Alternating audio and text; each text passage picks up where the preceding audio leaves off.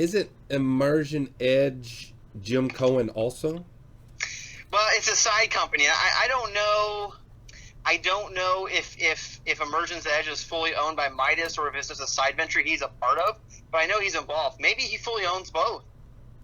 Um, Maybe he fully owns both. I don't know. I don't know how he segregates that business. And there's another one. There's another company that I met when I was down in the conference. In fact, I forget the name of it. I have their card, but there's another company I met that has. Oh, it's called Emergent Systems. Emergent Systems, and I think they're like PA or New York or something like that. But they were the most price competitive. If you had to buy from a vendor and not fabricate it yourself, they were by far the most cost competitive. Their tanks, I forget how much capacity they hold, but each tank is about $3,000 with a heat exchanger, which is unfathomably inexpensive compared to like GRC, where it's $80,000 per tank and heat exchanger. Right.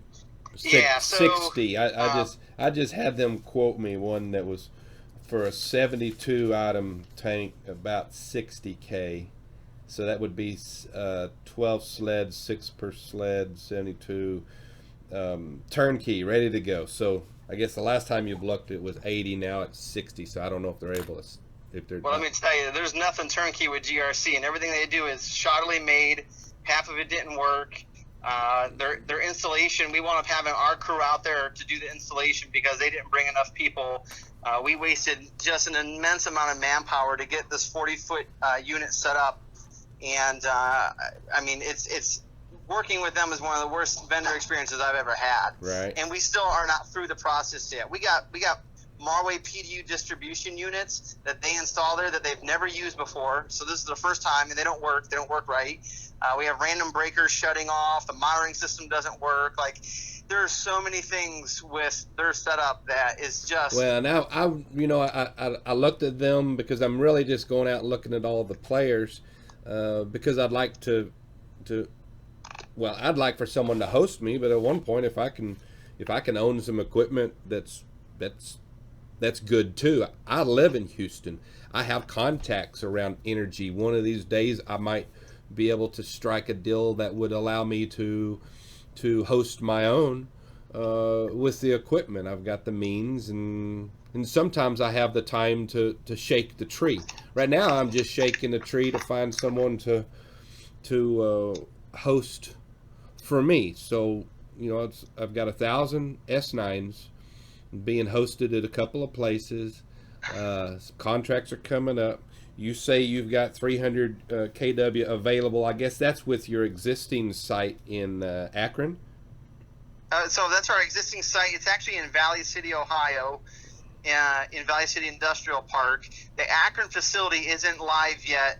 That facility, we have quite a bit of it spoken for, but we'll have nearly 18 megawatts available.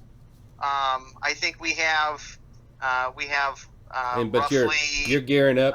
You're scaling it up to 30. Yep.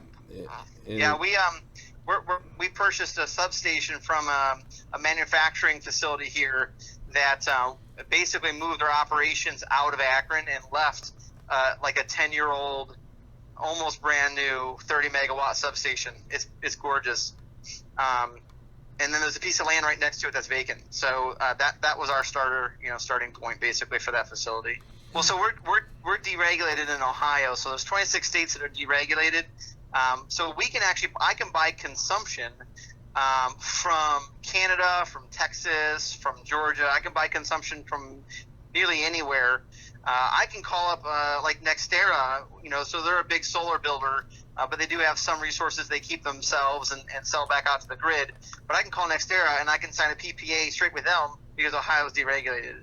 Mm-hmm. The other part of our side is the actual peak consumption, the demand side. So that part, by owning the substation, we actually mitigate 90% of that charge from the utility. So we're literally just buying straight transmission from them, which is almost no charge for that. It's amazing how little they charge for getting straight transmission. So and this is all done. Allow us to do some things price wise that we really just can't do at our current two facilities. Right. Okay, so that was it was the callback I've been waiting for. I called your girl again and said, "Hey, where the hell are they? I just want to." So you, so what you are would be shocked how many people bombarded me since I left that conference. I uh, mean, it has been nonstop, which is good. Like that's why you do those things. But I'm definitely a little bit behind. no, I get that. I get that. So yeah, I was looking at your LinkedIn page. You're connect you know JP Barrick. Yeah, Yeah, he's with the mining store. He was one of the guys I contacted also. Um, yeah. Those guys are. I think they're probably happy that crypto winter's over. I know they got hit hard, but now everything's ramping back up and people are broking machines out. So it's great for them. yeah, well, it seemed they seem like a really good crew. They are. You know, They're so honest.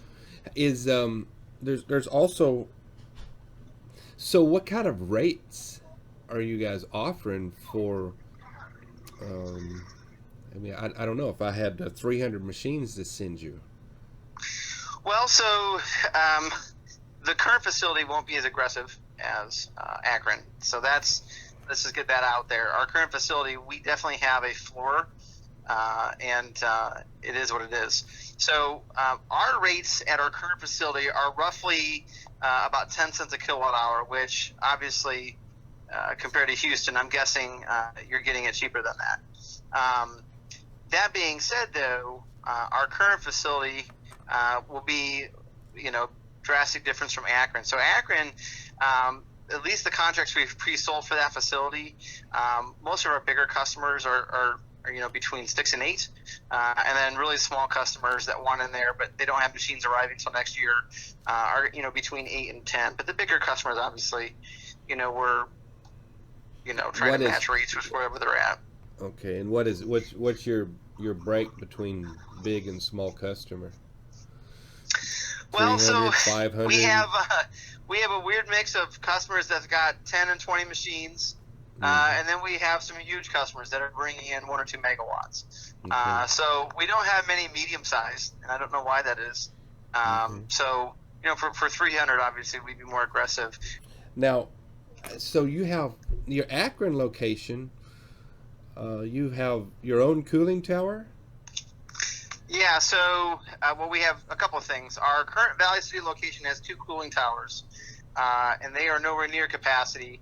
But we have a hard limit of how much electricity we're allowed to use at that facility from the utility company, because we are definitely taxing their substation. Right. Again, another reason why our new Akron facility, we want to have our own so that we're not subject to those kind of weird things.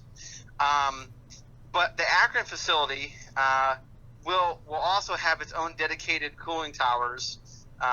They won't be evaporative like the ones we have in Valley City. They'll be dry coolers, but we will have our own cooling towers in Akron as well. Okay. And you've got dry coolers capacity for how much of that 30 megawatt do you plan on doing for immersion? I mean, you said something about some of it's going to be for immersion, some's going to be for air. So right now we have planned that 12 megawatts will want it being immersion and needing cooling tower, which is still quite doable considering the heat load.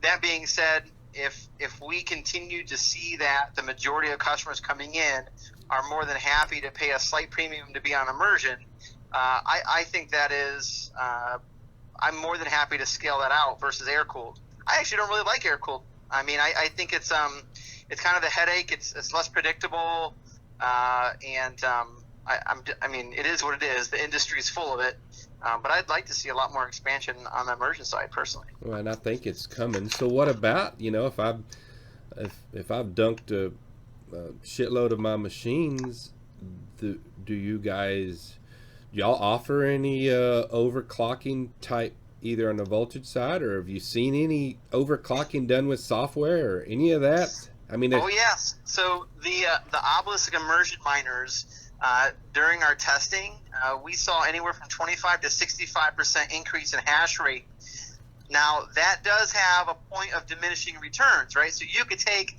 a 13.5 S9 in immersion, at least, not in air, but in immersion, we could get a 13.5 S9 to 22. Now, there's a point of diminishing returns in terms of joules per hash, right? Just because you're hashing more doesn't mean that it's an efficient hash. So that's the one drawback, right? So you can overclock, but there'll be coming a point in which your pennies per kilowatt actually increases, even though you're hashing more, and then that's up to the customer to determine whether or not that's worth it for them. I don't know if you call it rumor or whatever. There's some people talking about overclocking using software that doesn't necessarily. So it flips the curve upside down. You know, it's not voltage driven overclocking. Well, I mean, are they changing the algorithms some way? I don't know what they're doing. They're sort of keeping it. So you've not really heard or seen any of that? No, I mean, other than overclocking to get more out of it, the only thing we've ever done is toy around with ASIC boost, which does work. And ASIC boost isn't really loved by crypto enthusiasts because it's a little bit deviant, but you're basically mining empty blocks, and you can mine them at a greater fashion, and it is a change to the firmware. It does work. You can get like 14.2, 14.5 out of a 13.5 S9 with no additional electrical increase. In fact, it's like a 20% decrease in electricity. So you're seeing like a 25% gain just by doing ASIC boost. But that's how you. But accomplish that's it. because there's a little bit of gain on the hashing and a little bit of decrease on the power usage. There's decrease on the power usage and gain in hashing, right? So you combine the two, and it's, I don't know, something like 25% more efficient. And we did that. We had about 350 S9s that we did that with in the fall, and it worked pretty well. No complaints. But obviously, there could come a point in which a pool decides to no longer support that. But I can't see that happening. And in fact, what's happened so far is that pools have started to implement it only because they're losing customers, leaving the pools that implemented it already. Oh, right. So, I mean, so these are big ones like the slush pool, is that? Yeah, slush pool does it, F2 pool does it, and a couple other ones. Right. Yeah. Huh. Okay. Interesting. Okay, so I'm just rattling some trees. Josh, I appreciate your time in, and I might be calling again soon. So what are you talking about in the way of a startup of your Akron facility where there would be space for me? So the first customers move in early Q1 2020. So we have some other options. We do have some clients that want to bring in some containers, and those will be a little simpler because at least containers we can hook up to feeders, and they're basically ready to go. So you're depending hooking them on up. really They're how fast immersion? someone needs to move, we can come up with solutions like that. Are they immersion containers? Only one. So of the 9 that we're looking to bring in for this customer, one of them is a different customer, and it is immersion. Yeah, and sadly, it's another GRC container. Right. Sadly, Right. Yeah, I sit there and looked at they've got that wet cooler on top of their machines. I was wondering why they would do that. It doesn't matter what they have. All their stuff is trash. Okay. I really have almost nothing positive to say about GRC, which is sad to say because I'm a pretty optimistic guy. Yeah. But they've burned so many bridges and produced such a crappy product. It's just unfathomable in my mind. Right. And I've talked to Jim Cohen, and he really is a good guy. And the people at Engineered Fluid, they didn't have anything to say about GRC. And there's GRC won't use engineered fluids, and I'm guessing that they'd love for them to do that. But they might have burned a bridge there. Yeah, no doubt. Okay. Yeah, and Jim's a natural sales guy. Jim loves to sell, but he's on the tech side. Like, he loves mechanical engineering side. I think that's what gets him excited. What is that cooling unit? What's that cooling unit that he has? It's the modular one. Yeah, the one that he just connects to the back of the machine. That's right. You know, when he does, he has a little video on it, right? So he has a modular heat exchanger, right? So rather than having all these disparate parts that you have to come up with your own licensed, drawings for, essentially he has a heat exchanger that you literally attach right to the tank, and you feed chilled water to that heat exchanger. Okay, well that's the one thing. It doesn't matter how you get the chilled water; you just need chilled water. Yeah, that's the one thing that he, when he, he doesn't point out the fact that, hey, this thing works great. Oh, and by the way, you need to get chilled water from somewhere. Right, now he does have some cooling tower options. Oh, of course, right? Of course. Right. So I mean, right. So if you need the chilled water source, obviously he sells that kind of stuff too. All right. So, Josh, man, I appreciate your time, and you'll hear from me. Yeah, let me know what you come up with. Let me know what competitive bids you wind up with, and then by all means. So you're asking me to share my research with you? All right. It seems like everyone always asks. I'm going, okay. Some people I will, some people I won't. Well, I'm just saying, let me work out a deal, right? Right. The worst thing I hate is for someone to be like, yeah, I went somewhere else because they had a 3% cheaper price. Okay. Oh yeah, Jesus, no. You could have called me back for 3%. Yeah, no. That's absolutely. Well, another deal is so like what you're saying, you like the immersion part. I mean, yes. I can picture that if you're able to secure cheap energy and long enough term that you can go ahead and just put the capital in to create chilled water, then that's a hosting option all by itself. Is someone can just show up and say, hey, I've got all my own stuff, I just need your chilled water, or I need you to cool my oil. That's it. Is that in a nutshell what you're doing?